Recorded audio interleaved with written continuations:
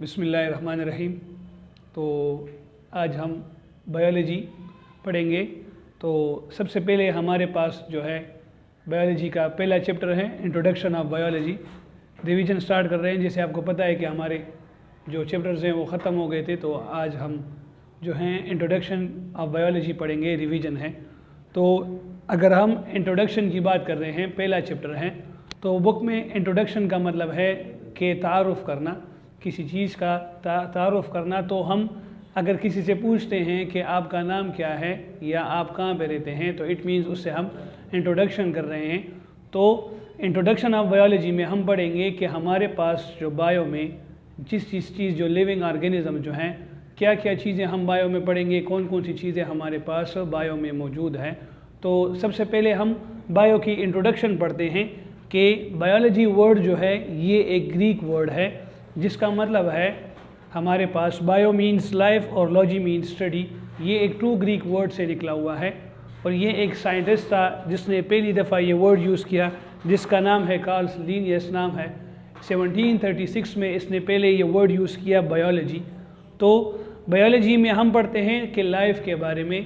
तो लाइफ क्या है, जो चीज़ें, जो जानदार हमारे पास दुनिया में मौजूद है, उसके बारे में स्टडी करने को हम क्या कहते हैं, बायोलॉजी कहते हैं।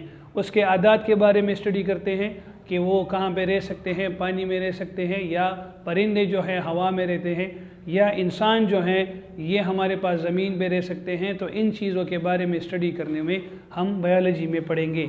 तो सबसे पहले हमारे पास जो बायोलॉजी है इसको 3 मेजर ब्रांचेस में डिवाइड किया हुआ है। मेजर ब्रांच जिसमें हमारे पास पूरी बायोलॉजी पढ़ी हुई है, तो उसमें सबसे पहले हम पढ़ते हैं ज़ियोलॉजी। तो मैंने आपको पहले भी बता दिया था कि लॉजी मीन्स स्टडी, कि एक चीज़ के बारे में स्टडी कर रहे हैं तो उसके लिए हम साइंस में लॉजी वर्ड यूज़ करेंगे। तो ज़ियोलॉजी मीन्स ज़ू मीन्स एनिमल्स।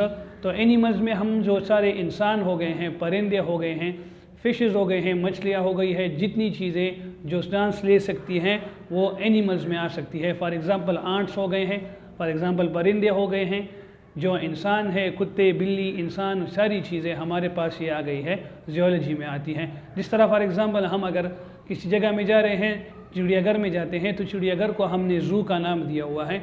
तो ज़ू का नाम हमने फॉर एग्ज़ाम्पल इसलिए दिया हुआ है क्योंकि हमारे पास उसमें हर किस्म के जानदार, परिंदे, सांप, हर एक चीज़ मौजूद होता है, तो उसको हम ज़ियोलॉजी कहेंगे। तो जब हम किसी एनिमल के बारे में स्टडी करेंगे तो उसको हम बोलेंगे ज़ियोलॉजी। इसके बाद हमारे पास है बॉटनी हमारे पास जितने दुनिया में जितने भी प्लांट्स मौजूद हैं, प्लांट्स या बुशेस हैं या ट्रीज़ हैं, जितनी भी चीज़ें हैं जो जानदार हैं, तो हम कहते हैं कि प्लांट्स हमारे पास जो है सारे जानदार हैं, क्योंकि वो अपना खुद तैयार करते हैं, अपनी नस्ल भी बढ़ाते हैं। तो उसमें हम प्लांट्स के बारे में स्टडी करने को बॉटनी कहेंगे। इसके बाद हमारे पास है माइक्रोबायोलॉजी। माइक्रो मीन्स हमारे पास जो छोटी चीज़ें होती हैं, स्मॉल, जिसको हम अपने आंखों से नहीं देख सकते। फॉर एग्जांपल नेकेड आई, जिसको हम माइक्रोस्कोप में देखते हैं, तो उसको हम बोलते हैं माइक्रोबायोलॉजी। माइक्रो मीन्स छोटे। यहाँ पे हमारे पास जो वायरस है, जो बैक्टीरिया है, वायरस, बैक्टीरिया, इसको हम नाम सुनते हैं कि वायरस और बैक्टीरिया मौजूद है, लेकिन हमने अपने आंखों से नहीं देखा। फॉर एग्ज़ाम्पल हम जो टीवी में एक पहले एडवर्टाइजमेंट आती थी, एड था, तो उसमें जो सेफगार्ड का जो हमारे पास जो एड था, तो उसमें एक टैबलेट पकड़ते हैं और उसको हम जैसे उसमें एक पिक्चर्स निकालते हैं, तो उसमें हमारे पास छोटी छोटी एक बॉडीज़ नज़र आती हैं। वो बॉडीज़ क्या है, वो बैक्टीरिया है, वायरस है। आम से एग्ज़ाम्पल अगर हम देख लें, कोरोना वायरस की बात हो रही है, तो कोरोना अभी चल रहा है, लेकिन हमने अपने आंखों से उसको नहीं देखा, क्योंकि ये हमारे पास माइक्रो ऑर्गेनिज्म है, इसको हम माइक्रोस्कोप में देखते हैं। सही है। इसके बाद हम ब्रांचेस आते हैं कि बायोलॉजी में हम किन किन चीज़ों के बारे में स्टडी करेंगे और क्या है, कितने ब्रांचेस हैं। तो 16 ब्रांचेस हैं हमारे पास बायोलॉजी के। सबसे पहले हम बायोलॉजी में अगर हम ये बायोलॉजी ब्रांचेस हमने इसलिए बनाए क्योंकि हर एक चीज़ को अलग अलग स्टडी करने के लिए हमारे पास एक अलग क्लास की ज़रूरत होती है। फॉर एग्ज़ाम्पल 8 क्लास है तो उसके लिए अलग क्लास है, 9 है तो अलग क्लास है, 10 है तो अलग क्लास है। तो इस तरह जो बायोलॉजी जो साइंटिस्ट थे उसने बायोलॉजी को क्या किया, हमारे पास 16 ब्रांचेस में डिवाइड कर दिया था। ये 16 ब्रांचेस में सबसे पहला ब्रांच जो है मॉर्फोलॉजी।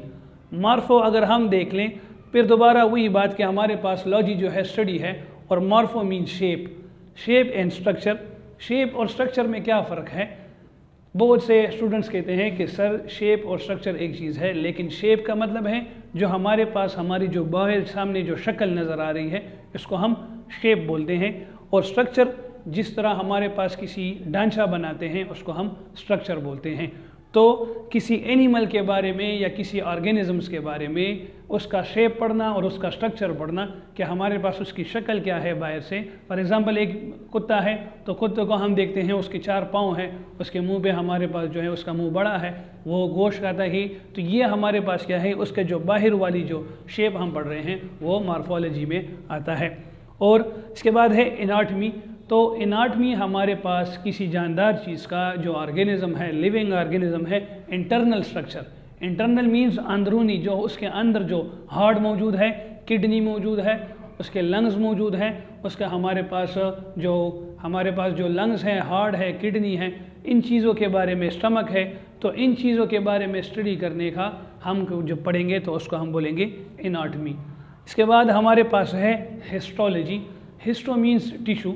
अभी सवाल आता है सर कि टिशू क्या है, तो हम कहते हैं कि हर एक इंसान का जो है, जो पूरा इंसान जो बना हुआ है, अगर वो इंसान है, कोई भी जानदार जो है वो क्या है, एक सेल से मिलकर बनता है। हम कहते हैं सेल की डिफिनीशन हम इस तरह करते हैं कि cell is the basic structure and functional unit of living organism, कि हमारे पास जो लिविंग ऑर्गेनिज्म है उसकी जो बुनियादी चीज़ जो है जिससे वो बना है, जो फंक्शन करता है, जो काम करता है, तो उसको हम सेल बोलते हैं। तो बहुत सारे सेल्स जब मिल जाएंगे उससे हमारे पास जब एक नई चीज़ बनेगी उसको हम बोलेंगे टिशू। तो हिस्टोलॉजी में हम पढ़ेंगे कि हमारे पास किसी लिविंग ऑर्गेनिजम्स का जो हमारे पास उसका कंपोजिशन क्या है, ये किन किन सेल से मिलकर बना है, कौन से सेल कर मिल से बना है और ये काम क्या करता है, तो उसको हम हिस्टोलॉजी में पढ़ेंगे। तो इंशाल्लाह इसके बाद फिर हम कल आगे और पढ़ेंगे। तो इतना हमारे पास है। तो अगर किसी बच्चे को क्वेश्चन है इस इंट्रोडक्शन ऑफ बायोलॉजी में या ब्रांचेस ऑफ बायोलॉजी में, तो वो पीर के दिन आके या जुमेरात के दिन जिस दिन उसकी क्लास है उस दिन आके आपके पूछ सकते हैं उसमें सवाल। Okay, thank you.